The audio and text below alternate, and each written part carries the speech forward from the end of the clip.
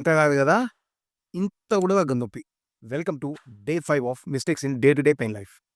So, మామూలుగా అందరం నొప్పులేస్తుందంటే muscle pain hot pack పెట్టుకోమని చెప్తారు. కానీ కొందరు తెలివైన వాళ్ళకే తెలివైన వాళ్ళు, వాళ్ళేం చేస్తారంటే హాట్ ప్యాక్ పెట్టుకోరు. వేడి నీళ్ళు ఇట్లా గుమ్మరించుకుంటారు ఇగ. ఒకటే విధంగా ఈడ పెయిన్ అయితుందండి ఒకటే నీళ్ళు పోసుకుంటారు ఇగ. ఆపుకున్నారా అని అడిగితే, స్నానం చేసేటప్పుడు 2, 3 జగ్గులు పోస్తున్నా వేడి వేడి నీళ్ళు అంటారు. అట్లా చేస్తే అది ఎఫెక్టివ్‌నెస్ ఉండదు. హాట్ ప్యాక్ అనేది మీకు ఫార్మసీలో దొరికే ఎలక్ట్రిక్ గాని, లేకపోతే పాతకాలంలో రబ్బర్‌ది దాంట్లో వాటర్ పోసుకొని చేస్తాం గదా! అట్లాంటిదే జేసుకోవాలి. అవే ఎఫెక్టివ్ ఉంటది. వాటర్ పోసుకోవడం వల్ల ఎఫెక్టివ్ ఉండదు. మజిల్ రిలాక్సేషన్ అనేది అవ్వదు.